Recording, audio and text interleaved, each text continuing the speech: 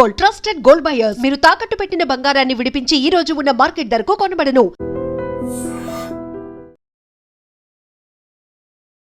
నమస్తే, welcome to i dream social spotlight with కవిత.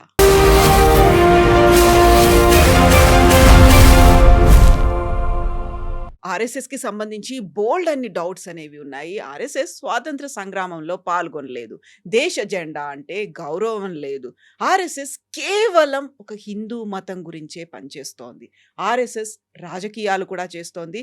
ఇప్పుడు RSS తన స్ట్రాటజీ మార్చుకుంది, ఫిల్మ్ పర్సనాలిటీస్తో మీట్ అవుతోంది. అందులోనూ వీర్ సావర్కర్కి భారతరత్న ఇవ్వాలనేటువంటి డిమాండ్ విపరీతంగా చేస్తోంది. ఆర్ఎస్ఎస్ గురించి ఇవన్నీ అనుమానాలు, అపోహలు మాత్రమేనా? అసలు నిజాలేంటి? మనతో పాటుగా ఉన్నారు మదన్ గుప్తా గారు. మదన్ గుప్తా గారు, నమస్కారం అండి. ఎలా ఉన్నారు? నమస్తే, సదావత్సలే మాతృభూమే. బాగున్నానమ్మా. మీరు ప్రశ్నలు వరుసగా వరుస పెట్టేశారు. కానీ దీనికి ముందు నేను ఒక confession, I'm not spokes person of RSS. Okay, ఇది నేను ఆర్ఎస్ఎస్కి ఒక స్వయం సేవకుడిని, అంటే ఒక మామూలు కార్యకర్తను. ఇవి ఏ చెప్పినా మేము ఆర్ఎస్ఎస్ గురించి తెలుసుకున్నవి మీకు చెప్తాం. ఆర్ఎస్ఎస్ కార్యకర్త అంటే ఎన్నేళ్ల నుంచి, ఎప్పటి నుంచి ఉన్నారు మీరు? అమ్మా, నా 12వ ఏట నుంచి అమ్మా. ఇప్పుడు ఎన్నేళ్ళు అయింది? 67 ఇప్పుడు.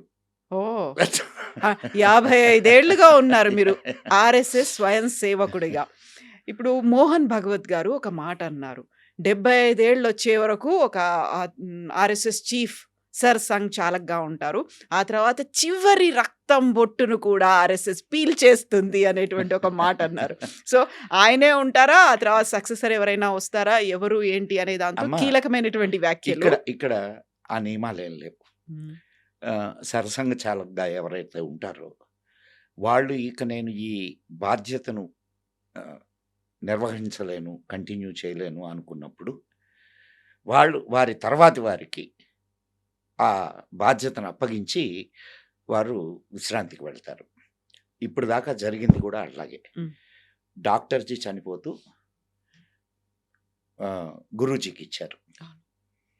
ఆ తర్వాత వాళ్ళు కూడా వాళ్ళు ఇక మేము ఈ కార్యభారాన్ని మేము నిర్వహించలేము అనుకున్నప్పుడు వారి సక్సెసర్ని ఇచ్చేసి వెళ్తారు. ఎన్నికలు లేకుండా. ఎన్నికల అవసరం ఏమున్నది? ఇక్కడ ఎవరూ పదవుల కోసం పోరాడరు, బాధ్యతల కోసం పోరాడతారు, పని కోసం పోరాడతారు, సేవ కోసం పోరాడతారు. మేము నేర్చుకుంది అది. ఇక్కడ పదవి మీకు నేను ఈ ఒక మాట చెప్తాను. అసలు సంఘని స్థాపన చేసినటువంటి డాక్టర్జీ, ఆయన సరసంఘ చాలక్ అంటారు. అంటే ఆయన 5గురితోనేగా మొదలుపెట్టింది, తర్వాత అది విస్తరించింది. ఈరోజు ప్రపంచంలో చాలా దేశాల్లో కూడా సంఘ శాఖలు ఉన్నాయి. అండ్ దేశానికి దిశానిర్దేశం చేస్తుంది, దేశానికి అద్భుతమైనటువంటి ఒక ప్రధానమంత్రిని ఇచ్చింది. ఇప్పుడే కాదు, ఇంతకుముందు కూడా వాజ్పేయి గారు కూడా సంఘ్ ఇదే కదా, సంఘ్ ప్రోడక్టే. అంటే ఇక్కడ కానీ సంఘ్ ఎక్కడ తను రాజకీయాల్లో పాల్గొనదు. ఇక్కడే డౌట్ వస్తుంది కదా, రాజకీయాల్లో పాల్గొనదు, కాకపోతే రాజకీయాలు చేస్తుంది. మాకు ఒక సిస్టమ్ ఉంది, మీకు ఆ సిస్టమ్ తెలిస్తే అప్పుడు సంఘం గురించిన ఒక అవగాహన మీకు ఏర్పడుతుంది. అదేమిటంటే, సపోజ్ మీరు ఒక పర్టికులర్ వింగ్కి ఇంట్రెస్టెడ్, మీరు సంఘం చెక్కిన శిల్పం అనుకుందాం. అంటే ఐ మీన్ ఆ ఆశయాలు, దానికి ఐడియాలజీ ఇవన్నీ ఉంటాయి కదా, వాటిలన్నీ మీలో నిండి ఉన్నాయి. మీరు ఒక పర్టికులర్ సెగ్మెంట్ తీసుకొని ఈ సెగ్మెంట్లో నేను సేవ చేస్తాను అని అనుకున్నారు. అది సంఘకి సేవ కాదా? సంఘానికి సేవ కాదా? లెటస్ సే ఒకరు ఈ గిరిజనుల జీవన ప్రమాణాలను పెంచాలి, గిరిజనులకు మంచి అభివృద్ధిని వాళ్ళ అభివృద్ధిని సాధించాలి. అండ్ వాళ్ళ సంస్కృతి సాంప్రదాయాలు ఏముంటాయో వాటిల్ని కాపాడాలి అనే ఉద్దేశంతో వనవాసి కళ్యాణ్ స్టార్ట్ చేశారు. దాంట్లో రాజకీయం ఉందా? రాజకీయం అనేది ఆర్ఎస్ఎస్కి పాలనాపరమైనటువంటి విషయం కాదు, సేవాపరమైన విషయం. ఇది గుర్తుపెట్టుకోవాలా. ఇప్పుడు మారుతున్న కాలంలో రాజకీయాలు సేవ ఎలా అవుతాయి? రాజకీయం అంటే ఏదో ఒక పదవిలో ఉండడం, ప్రభుత్వం. అదే చెప్తుంది. ఉమ్, మన పరిభాషను మార్చుకున్నాం. ఉమ్, మనం పరిభాషను మనం ఎంతగా దిగజారిపోయామనంటే, ఒక తగాదా వస్తే కూడా రాజకీయం, అవును. లేదు ఏదైనా ఇదేస్తే రాజకీయం. రాజకీయం అనేది సేవకు సంబంధించినది. ఇప్పుడు నీకు ఓటేస్తున్నావు, నువ్వు ఎందుకు వేస్తున్నావు ఓటు? నీకు సేవ చేస్తాడనే కదా. అవును. అంటే అక్కడికి వెళ్ళేటటువంటి వాడు నీ సేవ కూడా కాదా? ఉమ్. అవునా కాదమ్మా? మన సేవకుడు అనుకుంటా, వాళ్ళ తర్వాత నాయకులు అయిపోతున్నారు. మోడీ అనుకున్నాడా? మోడీ నేను పెద్ద సేవకుణ్ణి అనుకున్నాడు. కారణం ఏంటంటే ఆర్ఎస్ఎస్ ఇచ్చినటువంటి ఆ ఐడియాలజీ. నువ్వు పెద్ద సేవకుడివి, నువ్వు నాయకుడివి అయితే అయి ఉండొచ్చు, కానీ నీ బేసిక్ ఇదేంటి? సేవ చేయాలని కదా అక్కడికి వెళ్ళావు. సేవ చేయడం కోసమే కదా అధికారం. మరి దాన్ని మర్చిపోయి నువ్వు నేను రాజును అనుకుంటే, ఇప్పుడు వీడున్నాడు ఎవరు, రాహులుడు, అక్కడికి వెళ్ళింది దేనికి? ఏ ప్రమాణాల కోసం వెళ్ళావు అక్కడికి? సేవ చేస్తామని వెళ్ళావా? నాయకత్వం కోసం వెళ్ళారు. నాయకత్వం, ప్రతిపక్షం అని అంటే ఏంది చెప్పమ్మా నాకు?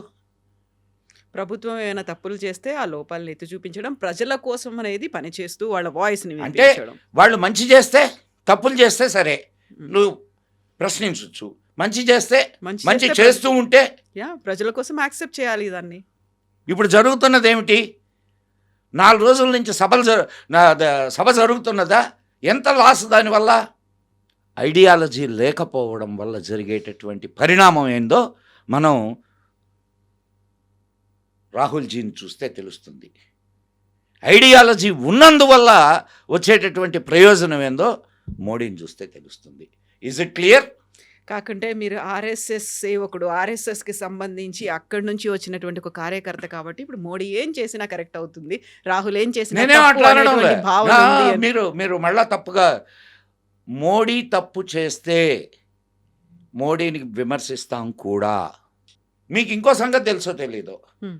చాలాసార్లు ఆర్ఎస్ఎస్ బీజేపీతో విభేదించి దూరంగా ఉంది. అవును. తెలుసా మరి? అవును. చావు తప్పి కన్ను లొట్టబోయిన పరిస్థితులు ఏర్పడ్డాయి బీజేపీకి. అంటే నేను ఇది విమర్శ కోసం చెప్పడం కాదు. మేము వద్దు అనుకున్నప్పుడు ఎస్ డూ ఇట్. ఇప్పుడు నువ్వు అక్కడికి ఇప్పుడు సంఘ్ రాజకీయాలలో మన ఐడియాలజీకి సంబంధించిన వాళ్ళు ఉండాలి అని చెప్పి నీలాంటి కార్యకర్త ఒక ప్రపోజల్ తీసుకొని వచ్చాడు. Hmm. నీకు ఊరికే ఉదాహరణ Yeah, చెప్తున్నా. yeah. ఇప్పుడు వనవాసి కళ్యాణ్ Hmm. అది సేవా మార్గం, ఇది కూడా దేశ సేవ. ఇది మాకు అంటే సంఘ ఉద్దేశంలో ఇది మాకు కిరీటాలు కావు. Hmm. ఇది సేవ, ప్రజలకు సేవ చేయడానికి ది బెటర్ వే అది. కాబట్టి దానికి సంఘ్ అనుమతినిచ్చింది. Hmm. విద్యార్థుల సమస్యల కోసం పోరాడడానికి ఏబీవీపీ, అఖిల భారతీయ విద్యార్థి పరిషత్, అట్నే కర్షకుల కార్మికుల సమస్యల కోసం పోరాడడానికి ఎన్ని వింగ్స్ ఉన్నాయి? గోవులకు సేవ చేయడానికి గోసేవ, గ్రామాలకు సేవ చేయడానికి గ్రామ వికాస్, విద్య కోసం సరస్వతి శిశు మందిర్. సరస్వతి శిశు మందిర్. ఇవన్నీ దేనికోసం చేస్తున్నాం? సేవ కోసమా లేకపోతే మా స్వార్థం కోసమా? ఒక స్కూల్ని నడపాలి అని అంటే ఎంత ఖర్చు అవుతుందో నీకు తెలుసు కదా. ఒక సంస్థను నడపాలా అంటే మీకు ఇంకొక విషయం చెప్తానేనండి. ఇక్కడ మాకు ప్రచారకులు ఉంటారు. మ్. ప్రచారక్ చెప్పింది మేము తూచా తప్పకుండా పాటిస్తాం. కానీ ప్రచారకులకు డబ్బులు ఎక్కడి నుంచి వస్తాయి? ఎవరైనా చందాలు ఇస్తున్నారు అనుకుంటున్నారా? సంవత్సరానికి ఒక్కసారి గురుదక్షిణ కార్యక్రమం ఉంటుంది. మ్. ఆ గురుదక్షిణకి మేము స్వయం సేవకులుగా ఉన్నప్పటికీ మా వృత్తులు మేము చేసుకుంటున్నాం, మా బ్రతుకులు మేము బ్రతుకుతున్నాం. కానీ మాకు ఈ సంస్కారాన్ని ఇచ్చినటువంటి గురువుగా మేము ఆర్ఎస్ఎస్ని భావిస్తాం. కాబట్టి గురుదక్షిణ ఇవ్వాలిగా. ఆ గురుదక్షిణగా మేము ఇచ్చేటటువంటి డబ్బులు ఏవైతే ఉంటాయో వాటితో ప్రచారకులు వాళ్ళ జీవనయానం గడుపుతారు. ఎక్కడో మారుమూల ప్రదేశాలకు వెళ్ళి అక్కడ ఈరోజు మీరు పిలిచారనుకో, వాళ్ళ ఇంట్లో అన్నం తింటారు, ఏ అరుగు మీదనో పడుకుంటారు. లేదా ఎవరైనా మా ఇంట్లో ఉండండి ఈరోజు ఆతిథ్యం ఇస్తే వాళ్ళకు భార్యా బిడ్డలు ఉండరు. కానీ ఏదో ఒక కుటుంబం నుంచి వచ్చిన వాళ్ళే ఉంటారుగా. వాటిలన్నిటినీ వదిలి సంఘం కోసం పనిచేసేటటువంటి వాళ్ళని ఏమంటారు మీరు చెప్పండి నాకు. సేవకులుగా ఉన్నారు, అయితే దేశం కోసం వాళ్ళకంటే ఋషులు ఉన్నారమ్మా. వాళ్ళకంటే ఋషులు ఉన్నారా చెప్పండి. సేవ చేస్తూ ఇదే మా బ్రతుకు, ఇదే మేము చేస్తున్నటువంటి గొప్ప కార్యం అనుకునేటటువంటి వాళ్ళు ఎంతమంది ఎన్ని చోట్ల ఉన్నారు? అటువంటి వాళ్ళు కొన్ని వేల మంది ఉన్నారు ఇక్కడ. సేవ చేస్తున్నారు అన్నప్పుడు కూడా మత ఛాందసవాదం అనేది ఆర్ఎస్ఎస్లో విపరీతంగా ఉంది అనేటువంటి మతము అనే మాట మాట్లాడకమ్మా, దయచేసి మతము అనే మాట మాట్లాడకు. హిందూ అనేది ధర్మము, జీవన విధానము. అమ్మ ఈ దేశం పేరు ఏం పేరు నాకు చెప్పు. భారతదేశం, హిందుస్థాన్. ఈ దేశం నుంచి పాకిస్తాన్ వెళ్ళిపోయినటువంటి ఇక్బాల్ కూడా హిందూ సీతా హమారా అనే పాడాడు. అవునా? హిందుస్థాన్ ఇది. ఇక్కడ ఉండేటటువంటి ప్రతివాడు హిందువే. ఇక్కడ ఉండే ముస్లింలు, క్రిస్టియన్లు ఎక్కడి నుంచైనా వేరే చోటు నుంచి వచ్చారేమమ్మా? వేరే చోటు నుంచి వచ్చారా? అయితే వాళ్ళు మతం మార్చుకున్నారు కాబట్టి ఈ దేశానికి దూరం అయ్యారు, ఈ సంస్కృతికి దూరం అయ్యారు, ఈ జాతికి దూరం అయ్యారు తప్ప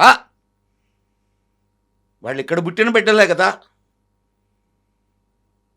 అందుకే భాగవజ్జీ ఏం చెప్తుంటారంటే దీనికి ఒకటే ఒక మార్గం, గర్వాపసి.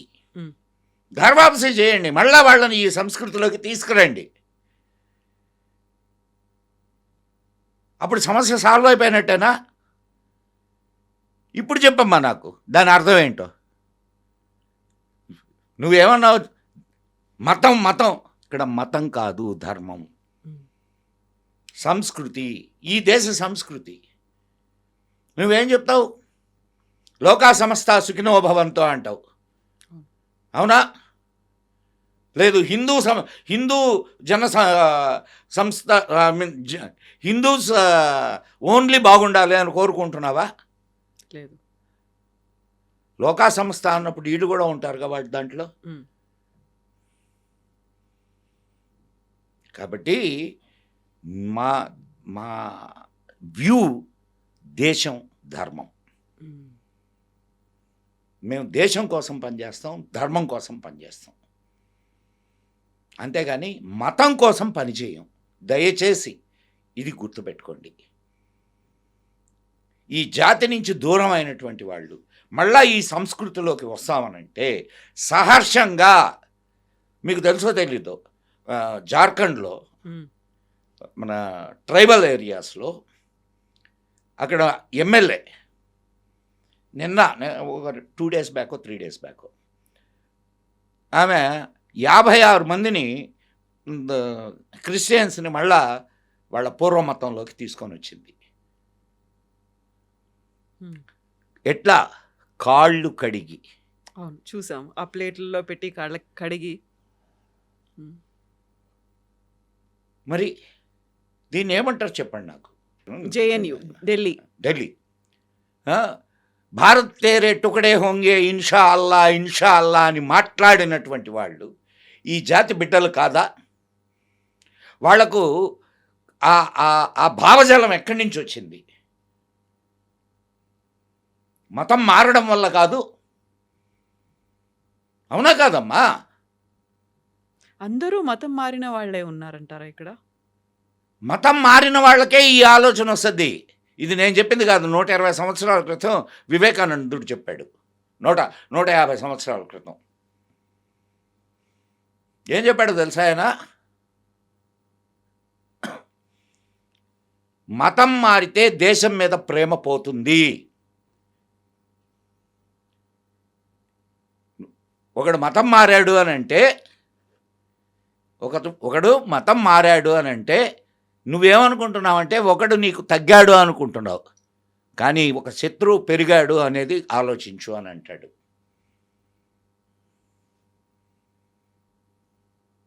దాని అర్థం ఏంటి? మతం మారడం వల్ల ఈ దేశం మీద ప్రేమ పోతుంది. ధర్మం మారడం వలన ఈ దేశం మీద ప్రేమ పోతుంది.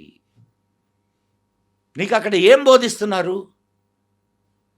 అమ్మాయి లేకపోతే ఎక్కడో పాలస్తీనాలో గొడవలు జరిగితే ఇక్కడ దోచుకునేటటువంటి ఎన్ని సంఘటనలు ఉన్నాయి. ఇక్కడ గొడవలు చేసేటటువంటి వాళ్ళు ఎంతమంది ఉన్నారు? నీకేం సంబంధం పాలస్తీనాకి నీకు? చెప్పమ్మా, పాలస్తీనాకి నీకు ఏం సంబంధం? మానవతా దృక్పథం అక్కడ మనుషుల మీద జరుగుతోంది, అఘాయిత్యాలు అవుతాయి. అంటే ఇక్కడ మనుషుల మీద అఘాయిత్యాలు చేయాలనా? నువ్వు పాలస్తీనాలో గొడవలు జరుగుతూ ఉంటే ఇక్కడ ముస్లిం ఉమ్మా, నువ్వు అన్నావు కదా మానవత్వం అని, బంగ్లాదేశ్లో హిందువుల మీద అత్యాచారాలు జరుగుతుంటే నీకు ఆ మానవత్వం గుర్తురాలా? దానికోసమే మోహన్ భగవత్జీ ఒక మాట అన్నారు కదా, ప్రపంచవ్యాప్తంగా ఉన్నటువంటి హిందువులంతా ఏకం కావాలి, ఒక గ్లోబల్ హిందూ కమిటీగా ఏర్పడాల్సినటువంటి అవసరం ఉంది. ఒక్క విషయం గుర్తుపెట్టుకోమ్మా. ఒకనాడు ఈ ప్రపంచం అంతా హిందూ ధర్మమే ప్రవర్తిల్లింది. తరువాత అది కుంచుకుపోతూ ఇప్పుడున్నటువంటి పరిస్థితిలో ఉంది. మరలా హిందూ అమ్మాయి, నీకు ఇంకొక విషయం చెప్తాను. మోహన్ భాగవత్ గారు ఇంకొక మాట అన్నారు. ఆయన అన్న మాట ఏంటంటే, భారతదేశం విశ్వగురువుగా, విన్నావు కదా, అమెరికా పాలసీ ఏంది, మన పాలసీ ఏంది? అమెరికా మొత్తం యూనివర్సల్ పోలీస్ అంటే మొత్తం ప్రపంచాన్ని నేను శాసించాలి అని కోరుకుంటుంది. పెద్దన్నలానో రాజులానో పోలీసులానో వాట్ ఎవర్, నువ్వు ఎట్లా కావాలంటే వాడు పాలించాలి అనుకుంటున్నాడు. మనం ఏమనుకుంటున్నాం? విశ్వగురువుగా అనుకుంటున్నాం. విశ్వగురువుగా అంటే గురువు చేసేటటువంటి ఇదేంటి? గైడ్ చేయడం. అవునా కాదా? సో ఈ ప్రపంచాన్ని గైడ్ చేయాలని కోరుకుంటున్నాం. సరి అయిన దిశగా, మానవత్వపు దిశగా, యుద్ధాలు లేని ఒక ప్రశాంత జీవనాన్ని జీవించే విధానంలో మన పర్యావరణాన్ని కాపాడుకుంటూ, ఈ ప్రకృతిని కాపాడుకుంటూ మనము ప్రయాణించాలి అని కోరుకునేటటువంటి విషయాన్ని మనం ప్రపంచానికి అందిస్తున్నాం. ఇది కదా భారతదేశం. విశ్వ గురువుగా కోరుకుంటున్నాం కానీ విశ్వానికి పోలీస్గా ఉండాలని కోరుకోవడంలే. గురువు యొక్క ఇంకొక బాధ్యత ఏంటి? తను జ్ఞానాన్ని సంపాదించుకుంటూ జ్ఞానాన్ని పంచడం. అవునా కాదమ్మా? నిత్య విద్యార్థిగా ఉంటుంది. మరి జ్ఞానాన్ని హిందూ ధర్మం, మళ్ళా చెప్తున్నా, హిందూ ధర్మానికి ఒక ప్రవక్త లేడు, ఒక పుస్తకం లేదు. కొన్ని లక్షల గ్రంథాలు ఉన్నాయి నీకు. ఎంతోమంది ఋషులు వాళ్ళు దర్శించినటువంటి వాళ్ళ జీవిత కాలంలో వాళ్ళు అనుభవించినటువంటి వాళ్ళు దర్శించినటువంటి సత్యాలను రికార్డు చేసి, అరే ఇదిగో ఇది మంచిది, దీన్ని ఆచరించండి అని చెప్పారు. అలా ఈ ధర్మం ముందుకు నడుస్తూ ఉంది. రేపు ఇంకెవరైనా వచ్చి, ఇంకొక మహానుభావుడు వచ్చి, నాయనా ఇది మంచిది, ఇది చేయండి అని అంటే చేస్తారు. అదొక్కటే కాదు, మధ్య మధ్యలో ఇప్పుడు ఇది నిరంతరంగా సాగేటటువంటి ఒక ప్రక్రియలా కదా. ఇప్పుడు ఒక నది ప్రవాహం ఎలా ఉంటుందో మానవ జీవనం కూడా అలానే ఉంటుంది. అవునా కాదమ్మా? సమాజ జీవనం కూడా అలా నదిలా ప్రవహిస్తూనే ఉంటుంది. దాంట్లో కొన్ని మురుగు కాలువలు వచ్చి కూడా చేరుతాయి.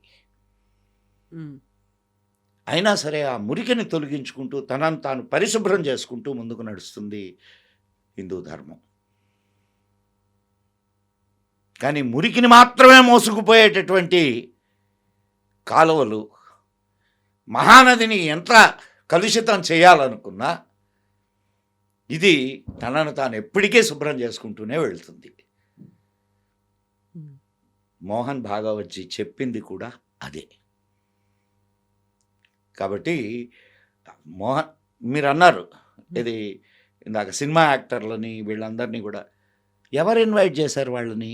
వాళ్ళకై ఇప్పుడు కాదమ్మా, ఒక సమావేశం జరుగుతుంది. సమావేశానికి నువ్వు నిన్న కొచ్చెట్టెలు గారు చెప్పారు కదా, నేను నీకోసం వెతికాను హాల్లో, నువ్వు ఎక్కడా కనిపించలేదు, కానీ నీ గురించి వాళ్ళు మాట్లాడుతున్నారు అని అంటే నాకు తెలిస్తే నేను వెళ్ళేవాడిని. నేను ఒక సామాన్యుడిగా వెళ్తాను. నేను ఎక్కడ వెళ్ళినా ఆ సమావేశానికి వస్తే నువ్వు రావద్దంటావా? For your kind information. నీకు మాకు సమావేశాలు జరుగుతాయి. సమావేశాలు అంటే పబ్లిక్ మా స్వయం సేవకుల శిక్షణా శిబిరాలు ఇవన్నీ జరుగుతాయి. జరిగేటప్పుడు ఒక్కొక్క శిబిరానికి మాకు కులంతో, మతంతో, పార్టీలతో సంబంధం లే. వాళ్ళని ఏ పార్టీ వాళ్ళైనా, కమ్యూనిస్టులని కూడా పిలిచారు. అండ్ అట్లానే మన డాక్టర్ అంబేద్కర్ గారిని పిలిచారు. డాక్టర్ అంబేద్కర్ గారు విజిట్ చేసి చెప్పిన మాట ఏందో తెలుసా? శిబిరానికి వచ్చి ఆయన భారతదేశంలో అంటరానితనం ఉన్నది అనే అపోహ నుంచి నేను తొలగించబడ్డాను అన్నాడు. ఎందుకనంటే నా పక్కన కూర్చొని తినేటటువంటి వాడి కులమేందో నాకు తెలియదు. ఇంతకంటే నీకు సామరస్యం ఎక్కడ కనిపిస్తుంది?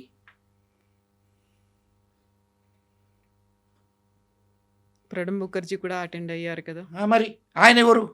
ఆయన మా పార్టీ కాదు, మా ఐడియాలజీ కాదు. అంటే మా పార్టీ అంటే మాకు పార్టీ లేదనుకోండి.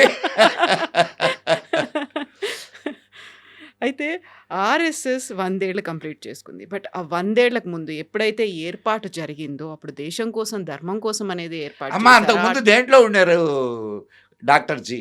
కాంగ్రెస్లో ఉన్నారు. మరి అంటే కాంగ్రెస్లో ఉంటే సత్పురుషుడు, బయటకు వస్తే దుర్మార్గుడా?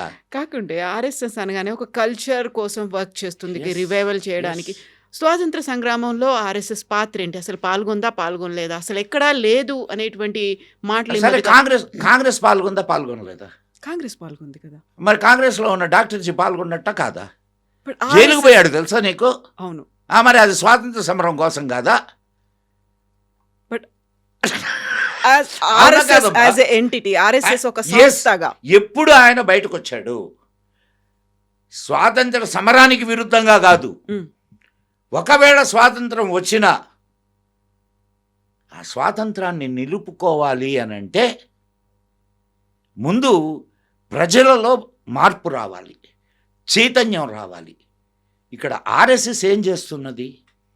ఇక్కడ ఆర్ఎస్ఎస్ వ్యక్తి నిర్మాణం చేస్తున్నది. వ్యక్తి నిర్మాణం ద్వారా సమాజ నిర్మాణం చేస్తున్నది. అర్థమవుతుందా? ఇప్పుడు మీరు అనుకుంటున్నారు అనేక పార్టీల్లో, ఒక్క బీజేపీలోనే కాదు, అనేక పార్టీల్లో ఆర్ఎస్ఎస్ అందించినటువంటి ప్రోడక్ట్లు చాలా ఉన్నాయి, తెలుసా నీకు? అవును. ఆ? ఒక ఉదాహరణ చెప్పండి.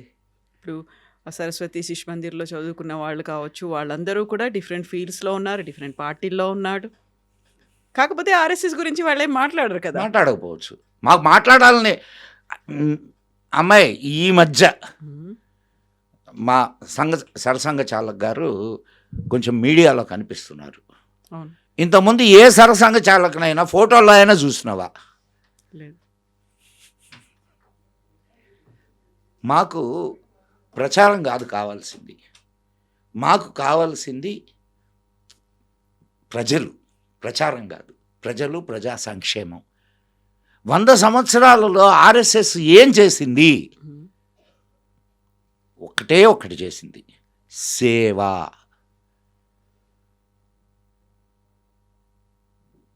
భారతదేశంలో జరిగిన అన్ని కలామిటీస్లో, అన్ని ప్రమాదాలలో ఆర్ఎస్ఎస్ ఉందా లేదా? ఉమ్, ఉందా లేదా? ఉంది. నీ స్వాతంత్ర సమాధానం చెప్పానా లేదా? ఆర్ఎస్ఎస్ ఎప్పుడు దేశం కోసమే నిలబడింది, ధర్మం కోసమే నిలబడింది. ఆర్ఎస్ఎస్ స్వాతంత్ర సంగ్రామంలో ఉన్నదా లేదా అనే దాంతో పాటుగా జాతీయ జెండాని వాళ్ళ కేంద్ర కార్యాలయం నాగపూర్లో 1990s దాకా ఎగిరేయలేదు. అది సుప్రీంకోర్టు ఆర్డర్ వచ్చిన తర్వాతే ఎగిరేసింది. అసలు ఆ జాతీయ జెండా మీద గౌరవం లేని ఒక ఆర్ఎస్ఎస్ దేశం కోసం గౌరవం లేదని ఎందుకు అనుకుంటున్నావు? గౌరవం లేదని ఎందుకు అనుకుంటున్నావు? ఈరోజు కూడా మా కార్యక్రమాలు, అంటే ఏమైనా కార్యక్రమాలు జరిగితే, ఏ కార్యక్రమాలు జరిగినా అండ్ జాతీయ గీతంతో ముగుస్తాయి. అంటే నేను సంఘ కార్యక్రమాలు గురించి కాదు నేను చెప్తుంది, సంఘ వాళ్ళు బయట చేస్తున్నటువంటి కార్యక్రమాలు. జాతీయ గీతాన్ని మేము పాడతాం, జాతీయ జెండాకి మేము వందనం చేస్తాం. అది ఏ జెండా అయినా కానీ నా దేశపు జెండా. అది మా జెండాలు అజెండాలు వేరే అయి ఉండొచ్చు, కానీ అది నా దేశపు జెండా. అది నా దేశపు గీతం. దాని వెనక ఎన్నైనా విషయాలు ఉండొచ్చు.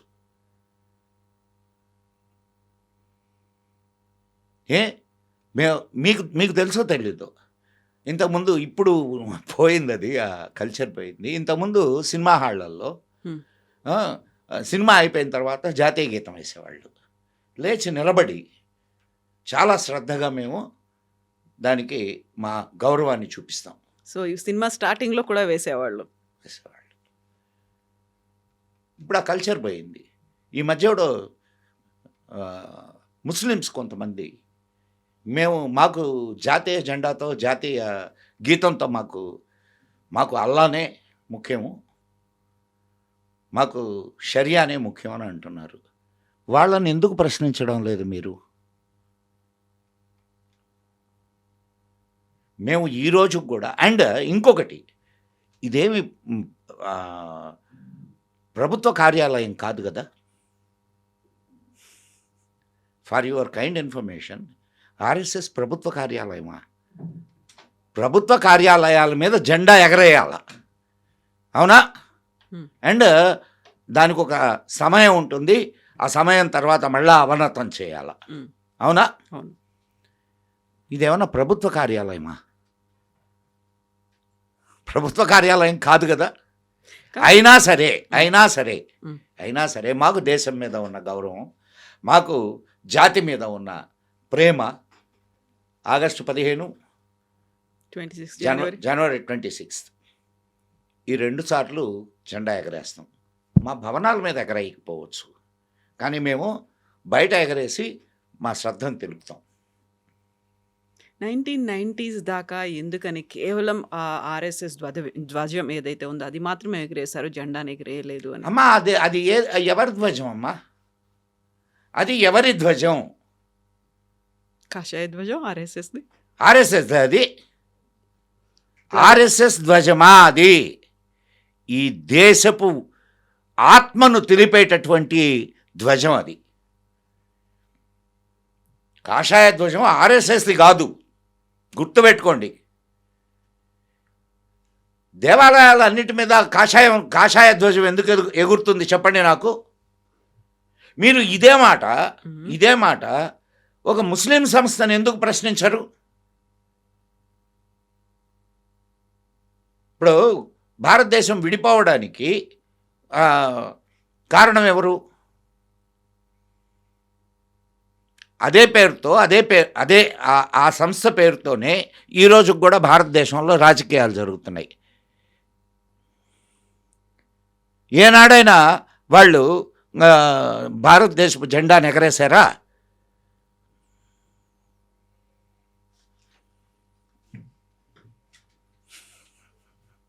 సమాధానాలు లేవు.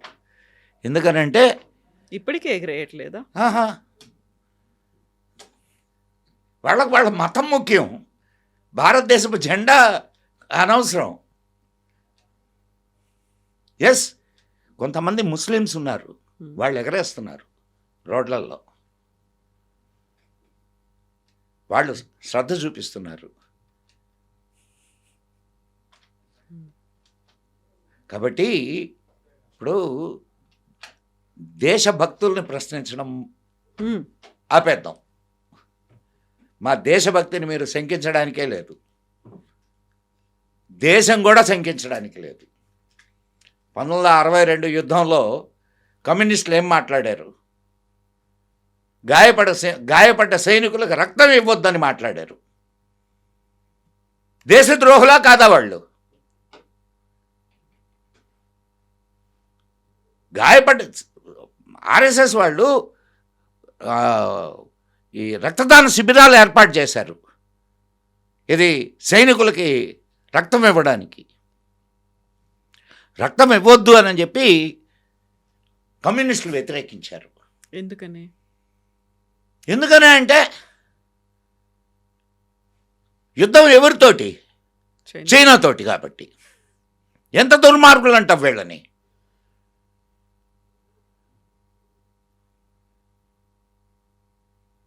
సో అదొకటే కాదు, ఆనాడు సైనికులకు కావాల్సినటువంటి ఆహార పదార్థాలను అందించారు.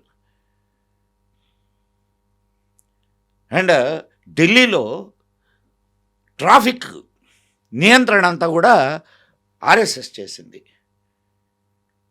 ఆ యుద్ధం తర్వాత మన ఈ ఆగస్ట్ 15 మార్చ్ ఫాస్ట్ ఉంటుంది కదా, మార్చ్ ఫాస్ట్లో పార్టిసిపేట్ చేశారు కవాతులో.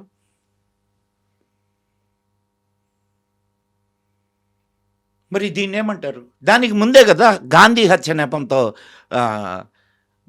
ఆర్ఎస్ఎస్ మీద బ్యాన్ విధించింది.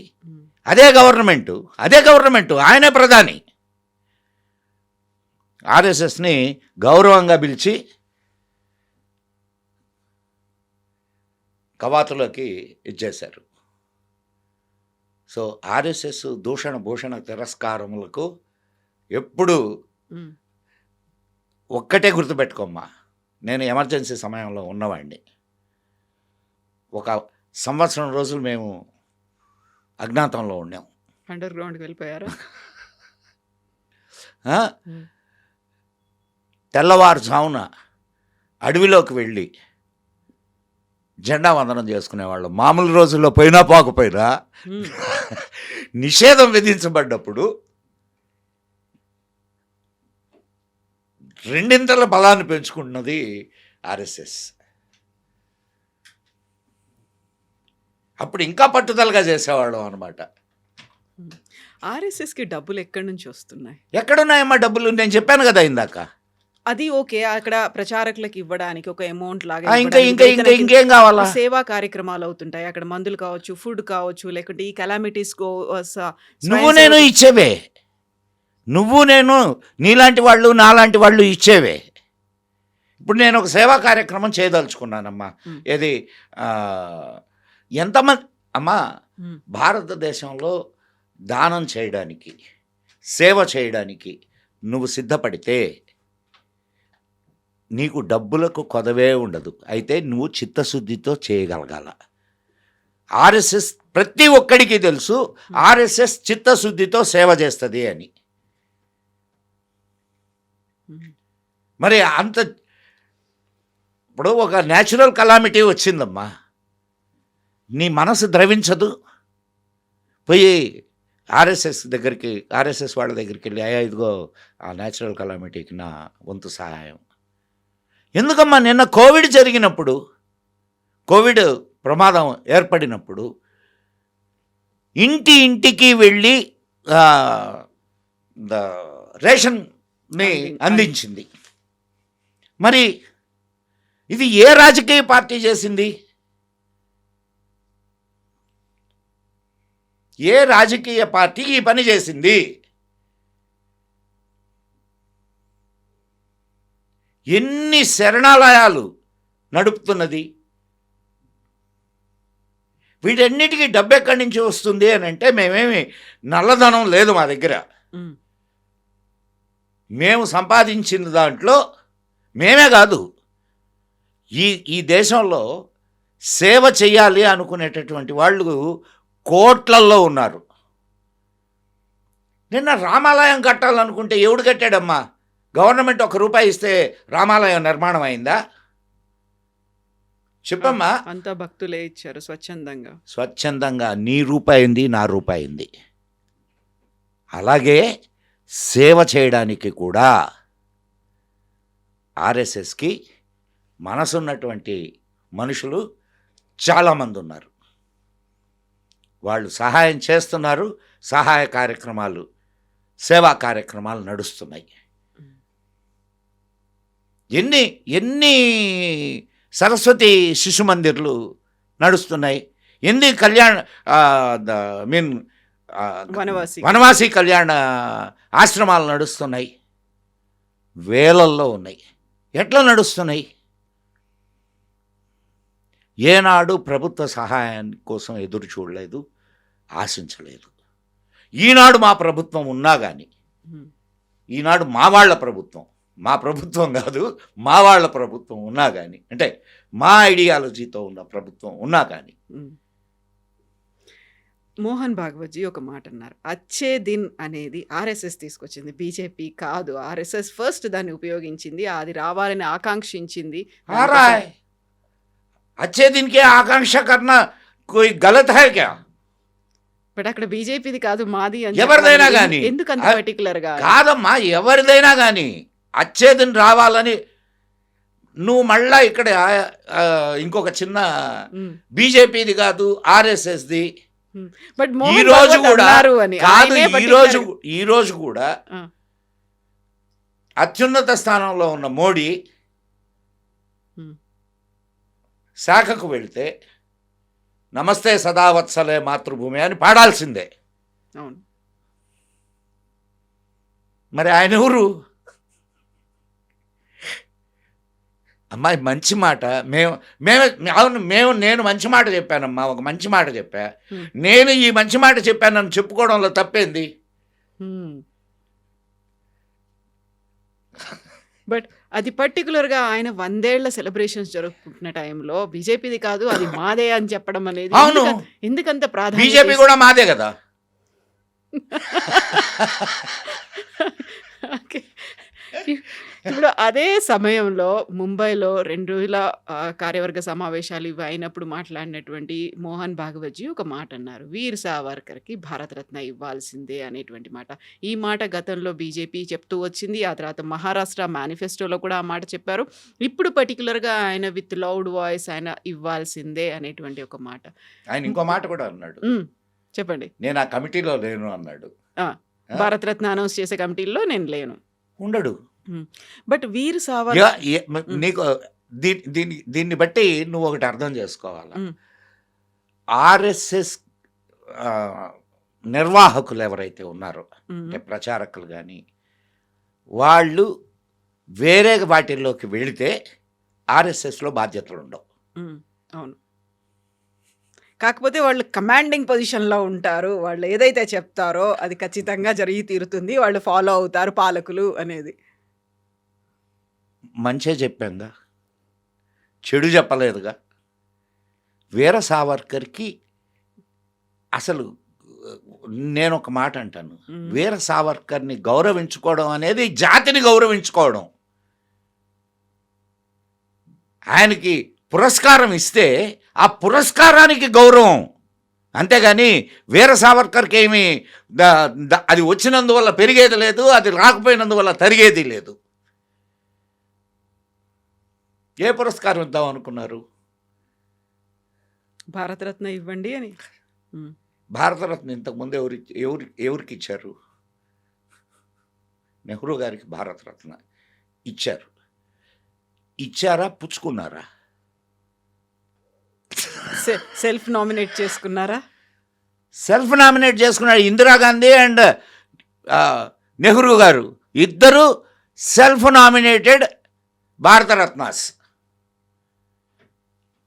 ఈయనకు భారతరత్న ఇవ్వాలని ఎక్కడి నుంచి వాయిస్ వస్తున్నది? ప్రజల నుంచి. వాళ్ళకు తెలుసు, ప్రజలు వీళ్ళకు భారతరత్న నెహ్రూకి ఇవ్వాలని ఎవరు కోరుకోరు. ఆ సంగతి నెహ్రూకి తెలిసే నేను భారతరత్నకు నామినేట్ చేసుకుంటున్నానని ఇచ్చేశాడు. కాదమ్మా, ఆయన పేరేందమ్మా? ఎవరిది? సావర్కర్, వీర సావర్కర్. ఆయన బిరుదు ఏంది? అది వీర ఇంకెవరికైనా మీరు మొత్తం మన దేశం కోసం పోరాడినటువంటి వాళ్ళల్లో ఎవరికైనా ఈ వీర అనే పదం ఉందేమో చెప్పండి నాకు. ఆయన పడ్డ కష్టాలు అన్యాయంగా. ఆయన 4 సంవత్సరాలు ఏది జైలు కాలాపాని కాదు, రత్నగిరి జైల్లో ఉన్నారు. 4 సంవత్సరాలు రత్నగిరి జైల్లో ఉన్నారు. 10 సంవత్సరాలు అండమాన్ జైల్లో ఉన్నారు. దాన్ని కాలాపాని అంటారు, కాలాపాని శిక్ష. ఎట్లుంటాయి తెలుసా శిక్షలు? అతి భయంకరంగా ఉంటాయి. అంత భయంకరమైన శిక్షను అనుభవిస్తూ కూడా ఆయన తన గోడల మీద రాశారు కవితలు. తన తోటి ఖైదీలకి ఆ కవితలు వినిపించేవాడు, వాళ్ళల్లో ఉత్తేజాన్ని రేకెత్తించేవాడు. ఆత్మహత్య చేసుకుంటాం అనుకున్నటువంటి ఖైదీలను కూడా ఆయన ఉద్బోధనలతో ఆత్మహత్యా ప్రయత్నాన్ని విరమించుకునేవాళ్ళు. దేనికోసం చేశాడమ్మా ఆయన? దేనికోసం అరెస్ట్ అయ్యాడు? 1857లో 1800 మొదటి స్వాతంత్ర సంగ్రామం 1857 అనే పుస్తకం రాశాడు ఆయన. తెలుసా నీకు? విన్నావా ఎప్పుడైనా? అది ఈ విప్లవ వీరులకు ఊపిరులూదినటువంటి పుస్తకం. యాక్చువల్గా మనకేం చెప్తారా అంటే మన టెక్స్ట్ బుక్లో మేము కూడా చదువుకున్నాం కదా, మీరే కదా, మేము కూడా చదువుకున్నాం. ఏమని చెప్తారనంటే సిపాయిల తిరుగుబాటు అని చెప్తారు. సిపాయిల తిరుగుబాటు కాదు, అది మొదటి స్వాతంత్ర సంగ్రామం 1857. ఆ పుస్తకాన్ని నిషేధించారు తెలుసా? నిషేధిస్తే మేడం కామా దాన్ని వేరే దేశంలో ముద్రించి దాని అట్టలు మార్చి ఇక్కడ స్వాతంత్ర వీరులకు దాన్ని పంపిణీ చేసింది. కాలాపానీలో ఆయన అంత భయంకరమైన శిక్షను అనుభవిస్తే ఆయనకు భారతరత్న ఇవ్వడానికి ఈ కుహనావాదులు అభ్యంతరాలు తెలుపుతున్నారు. నెహ్రూ అనేటటువంటి వాడు 3 రోజులు నాభా జైల్లో ఉంటే, నాభా జైలు చాలా పంజాబ్లో నాభా అనేది ఒక పట్టణం అమ్మ. అక్కడ ఆంగ్లేయులు ఏం చేశారంటే అక్కడ రాజును తీసేసి ఒక ఆంగ్లేయ అధికారిని అక్కడ నియమించారు. నియమిస్తే అక్కడ ఉండేటటువంటి పంజాబ్ ప్రజలందరూ కూడా, అంటే ఐ మీన్ రాష్ట్ర ప్రజలందరూ కూడా ఉద్యమం చేయడం మొదలుపెట్టారు. ఉద్యమం చేయడం మొదలు పెడితే అక్కడికి నెహ్రూ, ఆచార్య గిద్వానీ అండ్ ఇంకొక ఆయన కే సంతానం ముగ్గురు వెళ్ళారు. అక్కడికి ఎవరిని స్వాతంత్ర సమరయోధుల్ని రావద్దని చెప్పి government, English government, British government ఇచ్చేసింది. ఆ టైంలో వెళ్తే వీళ్ళ ముగ్గురిని అరెస్ట్ చేశారు. అరెస్ట్ చేసి నాభా జైల్లో పెట్టారు. ఆ నాభా జైలు పరమ చండాలమైన జైలు. అక్కడ పైనుంచి ఆయన రాసుకున్నాడు, నేను కాదు చెప్తున్నది, ఇది నెహ్రూయే రాసుకున్నాడు. అది పైనుంచి పెచ్చులు ఊడిపడేవి అండ్ ఎలుకలు తిరుగుతుండేవి, బట్టలు ఉతుక్కోవడానికి కూడా అవకాశం ఉండేది కాదు, సరైన తిండి దొరికేది కాదు. 24 గంటలు ఆ జైలులో ఆయన ఉంటే భయంకరమైనటువంటి చిత్రవదన అనుభవించాడు. అదే జైల్లో ఆయనతో పాటే ఉన్న గిద్వానీ సంతానం చాలా ఆనందంగా గడిపారు. అలాంటి ఏ వసతులు లేకపోయినప్పటికీ వాళ్ళు బాగున్నారు. వాళ్ళు ఆనందంగా గడిపారు. ఈయన కరెక్ట్గా 48 గంటల్లో ఆ జైలులో ఆయనకి కావలసిన వసతులన్నీ ఏర్పాటు చేయబడ్డాయి. ఎలా? వీరి తండ్రి గారు మోతీలాల్ నెహ్రూ గారు వైస్రాయ్కి లెటర్ రాసి వైస్రాయ్ ద్వారా ఆర్డర్లు ఇప్పించాడు.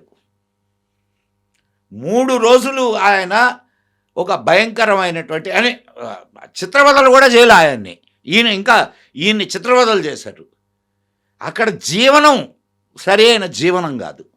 ఇది ఆ 3 రోజుల జైలు జీవనం, నాభా జైలు. 12 రోజులకి ఈయన కేసు కోర్టుకు వచ్చింది. 12 రోజుల్లో తీర్పు.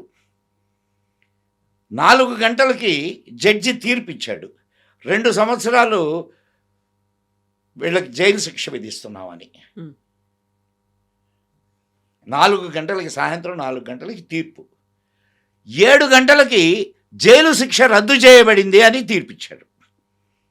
ఆ 3 గంటల్లో ఏం జరిగింది? మళ్ళా వైస్రాయ్. అండ్ ఇంకొకటి కండిషన్ ఏంటి? ఆయన నాభా రాకూడదు, ఆయన ఏ స్వాతంత్ర సమరంలో పాల్గొనకూడదు అనేది. దానికి ఈయన సంతకం పెట్టుండాలనా పర్లేదా? సో బ్రిటిషర్స్ అది చెప్పారా? ఆ కండిషన్ పెట్టారా? పెట్టారు. పెడితేనే కదా, లేకపోతే నీకు 4 గంటలకి శిక్ష వేసిన వాళ్ళు 7 గంటలకంతా శిక్షను ఎట్లా రద్దు చేశారు? సరే, రద్దు చేసినప్పుడు కండిషన్స్ ఏ ఉంటాయిగా, ఈ కండిషన్స్లో అయితేనే రద్దు చేస్తామని. ఎందుకంటే వాళ్ళ మానసపుత్రులు కదా వీళ్ళు. ఇప్పుడు విడుదల చేశారంటే వాళ్ళ మానసపుత్రులే వీళ్ళు. పదానికి అర్థం అలా అయితే కండిషన్ ఎందుకు పెడతారు అని అనిపిస్తుంది. మానసపుత్రులు అంటే మానసపుత్రుడైనా రే నువ్వు రాబాక రాదు చెప్పరా? అనుబంధం ఈ గొడవలో మళ్ళా నువ్వు రావద్దని చెప్తారా చెప్పరా? సరే నాన్న అంటే పోరా నాన్న అంటారు. అవునా కాదమ్మా? సో అక్కడ ఆయన ఒక అఫిడవిట్ మీద సైన్ చేశాడు, కానీ ఆ అఫిడవిట్ మాయమైంది. ఇది చరిత్రలో ఉందా? ఏంది? సంతకం చేశారు, అది మాయం. లేకపోతే అమ్మాయి నీకు జైలు శిక్ష విధించారమ్మా. మనమే అనుకున్నా నీకు ఉదాహరణకు మాత్రమే చెప్తున్నా. నీకు జైలు శిక్ష విధించారు. జైలు శిక్ష విధించి సరే రద్దు చేశారు. కండిషన్ బెయిల్ ఉంటుంది. కండిషన్ బెయిల్ అనుకుందాం. బెయిల్ కూడా కండిషన్ ఇస్తారు కదా. ఉంటుంది. మరి శిక్ష రద్దు చేసిన దానికి కండిషన్ ఉండదా? ఉండదా? ఆ కండిషన్ మీద నువ్వు సంతకం చేయాలన్నా పర్లేదా? చేయాలి. ఆ చేసిన డాక్యుమెంట్ మాయమైంది. ఎట్లా మాయమైంది అంటే అందరికీ తెలిసిన విషయమే. నెహ్రూ గారు రాసినటువంటి లెటర్ల బాక్సులు సోనియమ్మ ఇంటికి తీసుకుపోయింది. తెలుసా మీకు? మధ్యలో ఇందిరాగాంధీ ఉన్నారు. ఆ తర్వాత ఇన్ని ఏళ్ల గ్యాప్. అంటే మాయం చేయడానికి ఏదో ఒకటి కావాలిగా. అంటే అప్పటికే మాయమైంది. ఆ తర్వాత ఈమె చాలా మాయం చేయడానికి తీసుకుపోయింది. దాంట్లో ఏమేమి ఉన్నాయి? ఎడ్వినా మౌంట్ బాటన్తో ఆయనకున్నటువంటి వాళ్ళు రాసుకున్న పత్రాలు, లేఖలు, అవి ఏ లేఖలైనా కావచ్చు, ఇవన్నీ ఉన్నాయి. అవన్నీ బయటకు వస్తే గొడవ అవుద్దని ఈమె అది జాతీయ ఆస్తి. జాతీయ ఆస్తి నువ్వెవరు ఇంటికి తీసుకుపోవడానికి? ఇది అటువంటి వాడికి భారతరత్న కాలాపాని శిక్ష అనుభవించి ఆ రోజు అశ్వత్థుల్లా ఖాన్ పేరున్నారా? The great warrior. ఆయన కూడా క్లెమెన్స్ పిటిషన్ అంటారు దాన్ని. క్లెమెన్స్ పిటిషన్ పెట్టాడు గవర్నమెంట్కి. ఇప్పుడు నువ్వు లోపల కూర్చున్నావు అనుకోమ్మా, లోపల కూర్చుంటే నువ్వు చేయాల్సినటువంటి పని ఆగిపోదు. నువ్వు బయట ఉంటే నువ్వు లోపల కూర్చొని కూడా, నీ ఇంట్లో కూర్చొని కూడా నీ కార్యక్రమాన్ని కొనసాగించవచ్చు. నువ్వు ఎక్కడా ఉద్యమాల్లోకి బయటికి వెళ్ళి కనిపించక్కర్లా, కానీ ఉద్యమాన్ని తయారు చేయొచ్చుగా నువ్వు లోపల కూర్చొని, ఇంట్లో కూర్చొని. జైల్లో కూర్చుంటే చేయలేవు కదా. అన్ని సంబంధాలు కట్ అయిపోయి ఉంటాయి, ఒంటరిగా ఉండాల్సిన పరిస్థితులు ఉంటాయి. అదే నెహ్రూకి అలహాబాద్ జైల్లో ఆయనకి టెన్నిస్ ఆడేదానికి కోర్టు ఉండేది. ఆయనకు సేవకుడు ఉండేవాడు, వేడి నీళ్లు. ఆయన జీవిత చరిత్రలు, దేశపు చరిత్రలు రాయడానికి పుస్తకాలు, కాగితాలు, పేపర్లు, ప్యానాలు. ఈయనకి రోజుకి ఇన్ని లీటర్ల నూనె తీయాలా అని నూనె గానుగుంటుంది కదా, మామూలుగా నూనె గానుగలు అప్పట్లో ఎద్దుల్ని పెట్టి తిప్పేవాళ్ళు, అక్కడ ఖైదీల్ని పెట్టి తిప్పేవాళ్ళు. అంత భయంకరమైన శిక్షలు అనుభవించి దేశం కోసం జాతి కోసం శిక్షలు అనుభవించినటువంటి వాడికి భారతరత్న ఇవ్వడానికి ఆలోచన. ఇస్తామంటే విమర్శలు. అందులో ప్రధానమైనటువంటి విమర్శ, వీర్ సావర్కర్ బయటికి రావడానికి వాళ్ళ కాలం మీద పడ్డారు. ఆయన కూడా క్లెమెన్సీ పిటిషన్ అంటున్నాను కదా, క్లెమెన్సీ పిటిషన్ అంటారు దాన్ని, క్లెమెన్సీ పిటిషన్. నేను ఇందాక చెప్పాను, నెహ్రూ ఏ పిటిషన్ ఇవ్వకుండానే, ఏ అగ్రిమెంట్ చేయకుండానే నాబా జైలు నుంచి బయటకు వచ్చాడా? బయటకు వస్తే కూడా తప్పే. అంటే దాని అర్థం ఏంది? బ్రిటిషర్స్తో కలిశాడు, కుమ్మక్కయ్యాడు అని కదా. అటువంటి వాడికి భారతరత్న ఒక ఆలోచనతో, ఒక కూటనీతితో బయటకు వచ్చి మళ్ళా స్వాతంత్ర సమరాన్ని నడిపాడు ఈయన. ఆయన బయటకు వచ్చిన తర్వాత కూడా 13 సంవత్సరాలు ఆయన మీద నిఘా ఉండింది, తెలుసా మీకు? ఆయన బయటకు వచ్చిన తర్వాత కూడా 13 సంవత్సరాలు నిఘా ఉండింది ఆయన మీద, బ్రిటిష్ వాళ్ళ నిఘా. అండ్ ఆయన అన్న గణేష్ సావర్కర్ అదే జైలులో 1 సంవత్సరం రోజులు ఉన్నారు. అన్నదమ్ములిద్దరికీ తెలియదు, ఒకే జైల్లో ఉన్నారు, అన్నదమ్ములిద్దరికీ తెలియదు. అటువంటి కష్టాలు అనుభవించినటువంటి మహానుభావుడు, విప్లవ వీరుడు. ఆయన్ని గౌరవించుకోవడానికి మనం ఆలోచిస్తున్నాం. సిగ్గుపడాలి ఈ జాతి. అటువంటి మహావీరుణ్ణి గౌరవించుకోవాల్సినటువంటి గౌరవాన్ని మనం కోల్పోతున్నాం.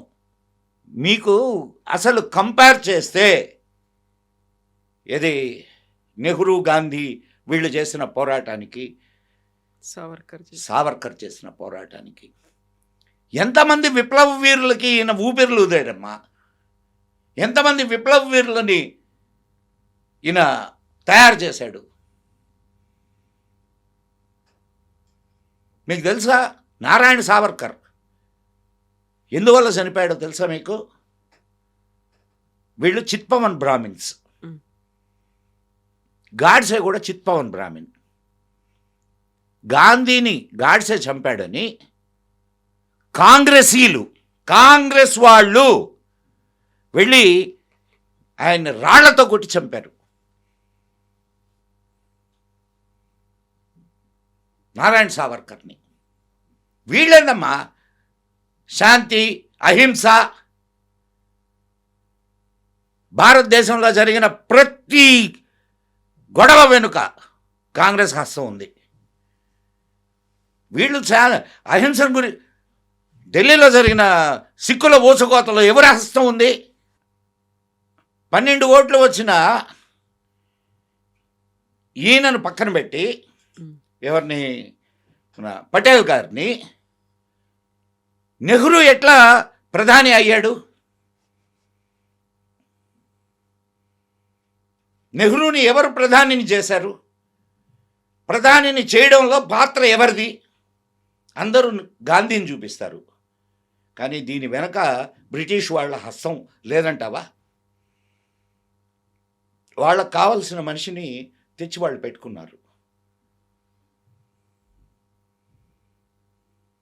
వాళ్ళు పోయినా వాళ్ళ రాజ్యం పోకూడదు. ఇప్పటికీ పోవడం లేదుగా. మత మార్పిడి ఎవరి హయాం నుంచి మొదలైనవి? బ్రిటిష్ హయాం నుంచి మొదలైనవి ఎక్కడైనా ఆగినయ్యా? కాంగ్రెస్ హయాంలో కంటిన్యూ అయినాయిగా. అయినయే లేదమ్మా. ఇప్పుడు చరిత్ర ఒక్కొక్కరి దృష్టిలో ఒక్కో రకంగా ఎందుకు ఉంటుంది? చరిత్ర అనేది యాజ్ ఇట్ ఈస్ గా మనం ఎందుకు చెప్పు. యాజ్ ఇట్ ఈస్ చరిత్ర ఏందో చెప్పు. నేననేది ఇప్పుడు యాజ్ ఇట్ ఈస్ చరిత్ర ఏందో చెప్పు. విభిన్నమైనటువంటి దృక్కోణాలు ఎందుకని కాదమ్మా, నువ్వు దేశహితం కోసం ఆలోచించేదే చరిత్ర. జరిగిన సంఘటనల్ని జరిగినట్టు మాట్లాడుకునేదే చరిత్ర. చరిత్ర ఎందుకు? చరిత్ర తెలుసుకుంటే మన భవిష్యత్ నిర్ణయాలని మనం సరిగ్గా తీసుకోగలం. చరిత్రని నువ్వు తప్పుడు చరిత్రను రాసుకుంటే భవిష్యత్ నిర్ణయాలని ఎంత చక్కగా తీసుకోగలమా? సరైన నిర్ణయాల్ని ఎవడో ఇంగ్లీష్ వాడు నీ చరిత్ర రాస్తే దాన్ని మనం మన చరిత్రగా మనం చదువుకుంటున్నామంటే ఇంతకంటే దౌర్భాగ్యం ఏమన్నా ఉందా? మరి చరిత్రను సరిచేసుకోవాల్సినటువంటి అవసరం లేదా మనకి? ఉందా లేదమ్మా? ఉంటుంది. మేము సరైన చరిత్రను మాట్లాడుతుంటే బాధ కలుగుతుంది. విమర్శలు వస్తాయి అమ్మా, విమర్శలు కూడా వస్తాయి. ఎందుకనంటే నిజాన్ని భరించే శక్తి అందరికీ ఉండదు. ఇప్పుడు దాకా నీకు ముఖాన గుడ్డ వేసి నీకు సినిమా చూపిస్తుంది, అదే నిజం అనుకొని అదే అపోహలో నువ్వు బ్రతుకుతూ ఉన్నావు. ఇప్పుడు నీకు నిజాలు తెలుస్తూ ఉంటే, ప్రజల్లో చైతన్యం వస్తూ ఉంటే ఖచ్చితంగా ఇప్పుడు నిన్ను ఆ అపోహలో పెట్టే కదా రాజ్యం వెళ్తా వచ్చారు 70 సంవత్సరాలు. మధ్యలో ఏదో ఒక 5-10 సంవత్సరాలు అట్లా పక్కన పెడితే 60 సంవత్సరాలు వాళ్ళే కదా రాజ్యం వెళ్ళారు. ఎట్లా రాజ్యం వెళ్ళారంటే నిన్ను మబ్బులో ఉంచి. ఇప్పుడు నిజాలు తెలుస్తున్నాయి కాబట్టి బాధపడతారు. ఇది నిజాలు తెలియడం కాదు, బలవంతంగా మీరు ఏదైతే అనుకున్నారో ఆ చరిత్రను రుద్దే ప్రయత్నం జరుగుతోంది అనేటువంటి ఒక అంటే అట్టయితే ఇంతకుముందు వాళ్ళు రుద్దింది బలవంతంగా రుద్దిన చరిత్ర అని ఒప్పుకుంటున్నావా? ఇప్పటిదాకా వస్తున్నవి అవే కదా. అదే అంటే బలవంతంగానే కదా రుద్దారు. ఆనాడు కూడా పిఎన్ ఓకున్నాడు, ఆయన తీసి పక్కన పెట్టారు. కోట వెంకటచలం ఉన్నాడు, ఆయన తీసి పక్కన పెట్టారు. ఆర్సి మజుందార్ ఉన్నాడు, ఆయన తీసి పక్కన పెట్టారు. వాళ్ళు నిజమైన చరిత్రలు రాస్తే వాళ్ళని పక్కన పెట్టారు. ఇప్పుడు విద్యారంగం కావచ్చు, లేకపోతే చరిత్ర కావచ్చు, ఇప్పుడు ఉన్నటువంటి ఫిల్మ్ ఇండస్ట్రీ కావచ్చు, వీటన్నిటిని సాఫ్రనైజ్ చేసే ప్రయత్నం జరుగుతుంది, కాషాయీకరణ జరుగుతోంది. అది అంతకుముందు ఇస్లామైజ్ చేసిన ప్రయత్నం జరిగిందని ఒప్పుకుంటున్నావా నువ్వు? అంతకుముందు ఇస్లామైజేషన్ జరిగింది ఇవన్నీ, అండ్ రాడికలైజేషన్ జరిగింది ఇవన్నీ అని ఒప్పుకుంటున్నావా? ఏం ఒప్పుకోకపోతే జేఎన్యూలో భారత్ తేరే టుకడా హోంగే ఇన్షా అల్లా అని చెప్పి మాట్లాడేటటువంటి మాటలు వస్తాయా? ఇప్పుడు సాఫ్రనైజేషన్ అవసరమా కాదా చెప్పు నువ్వు నాకు. అవసరమా కాదని నువ్వే చెప్పు. నేను మిమ్మల్ని అడుగుతున్నా. ఎందుకు అవసరం కాదు? ఏం సాఫ్రనైజేషన్ ఇంకొకరిని చంపమని చెప్పదు, కలిసి బ్రతకమని చెప్తుంది. కాకపోతే అదంతా ఒక ఆధిపత్యం లాగా ఎందుకు ఆధిపత్యం? ఆధిపత్యం లేకపోతే ఆధిపత్యం మంచిదైతే మంచి జరుగుద్ది. మంచి అనే ఇంటెన్షన్ ఉందా అక్కడ? మంచి జరగాలి అనే దాంతోనే మొత్తం ఇలా మంచి అనే ఇంటెన్షన్ లేకపోతే ఇంతమంది ఇప్పుడు అధిక సంఖ్యాకులు ఇక్కడ హిందువులు, మంచి అనే ఇంటెన్షన్ లేకపోతే ఇక్కడ వేరే మతస్థులు బ్రతికే వాళ్ళ? చెప్పమ్మా. ఆ మాట అన్నారు మోహన్ భగవత్. మేమున్నాము, అందుకే అందరినీ ఆహ్వానిస్తున్నాము, లేకుంటే అందరితో కలిసి Yes. పనిచేస్తున్నాము. ఇప్పుడు ఎందుకు నీ దేశం నుంచే ముక్కలైనటువంటి 2 దేశాలు ఉన్నాయి. అంటే ఒకటే దేశం, మళ్ళా తర్వాత రెండు ముక్కలుగా అక్కడ ఉన్నటువంటి హిందువులంతా ఏమయ్యారు? కలిసి బ్రతకగలుగుతున్నారా? మైనారిటీలు అయ్యారు, దాడులు జరుగుతున్నాయి. అండ్ ఇస్లామిక్ కంట్రీస్ అయితే ఉన్నాయో అక్కడ ఇంతకుముందు ఇస్లాంకు ముందు ఏ కల్చర్ ఉండింది? ఆ కల్చర్ ఏమైంది? ఆ మనుషులు ఏమయ్యారు?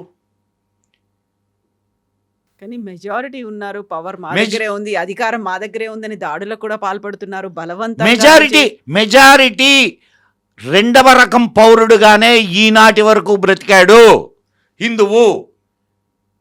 భారతదేశంలో కూడా, భారతదేశంలోనే నేను చెప్తుంది, ఎక్కడో బయట కాదు, భారతదేశంలోనే రెండవ తరగతి పౌరుడు. నీకెక్కడ ఏం హక్కులు ఉన్నాయి చెప్పు? ఆర్టికల్ 25A, ఆర్టికల్ 20, 26, 27, 29 ఏం చెప్తున్నాయి? నువ్వు నీ ధర్మాన్ని బోధించడానికి లేదు, నీ గుళ్ళు నీ కాదు. చెప్పమ్మా, దీనికి సమాధానం ఏది? అప్పుడు మళ్ళీ ఎండోమెంట్ యాక్ట్ని అబాలిష్ చేయాలి, మొత్తం అంతా మఠాధిపతులు, పీఠాధిపతులు. ఇది సెక్యులర్ దేశం అయినప్పుడు నా ఆరాధనా స్థలాలు నీ చేతిలో ఎందుకు ఉండాలి? ఇప్పుడు మోదీ గవర్నమెంట్ ఆ పద్ధతిని మారుస్తుందంటారా? ఏమో, మాకు సంబంధంలే. ఆర్ఎస్ఎస్ ఒత్తిడి తేదా? మాకు సంబంధంలే. మేము అడగాల్సినవి అడుగుతాం అంతే. నువ్వు చేస్తావా చేయవా అనేది నీ పరిస్థితులు, నీ ఇష్టం. కానీ మేము చాలా అడుగుతామమ్మా, అవన్నీ ప్రభుత్వం చేయగలదా? ఆర్ఎస్ఎస్ ఒత్తిడి తేదా? ఇది తీసేయండి, ఎండోమెంట్ వద్దు. కాదమ్మా, ఒత్తిడి తీసుకొచ్చిన అటు కాదమ్మా. ఇప్పుడు మోడీ వచ్చి ఒక 12 ఏళ్ళు అంటే స్వాతంత్రం వచ్చిన తర్వాత తీసుకుంటే 70 సంవత్సరాల నుంచి పేరుకుపోయినటువంటి విషయం. ఈ రోజు వరకు మైనారిటీలు అనే దానికి నిర్వచనం లేదు మన రాజ్యాంగంలో. ఈడొకటి రాజ్యాంగాన్ని మారుస్తున్నారు, రాజ్యాంగాన్ని జరుపుతున్నారని ఒక ఎర్రట పుస్తకం పట్టుకొని తిరుగుతుంటాడు. మైనారిటీ అనే దానికి నిర్వచనం ఉందా? రాజ్యాంగంలోనే లేదు. ఎంత శాతం ఉంటే మైనారిటీలు అనేదానికి నిర్వచనం ఉందా? లేదు. మెజారిటీలు కాబట్టి వాళ్ళకు కావాల్సింది వాళ్ళు సాధించుకోవచ్చు, వాళ్ళకు కావాల్సిన వాళ్ళని ఎన్నుకోవచ్చు, వాళ్ళ కోరికల్ని వాళ్ళు తీర్చుకోవచ్చు. ఎక్కడ జరుగుతుంది? వీళ్ళు ఏం చేశారు? మైనారిటీలను ఒక్కరిని చేతిలో పట్టుకొని మెజారిటీలని విడగొట్టడం మొదలుపెట్టారు, కులాలుగా. అవునా కదా? ప్రాంతాలుగా కులాలుగా విడగొట్టి, అంటే ఇప్పుడు దాకా మైనారిటీలే పరిపాలించారు.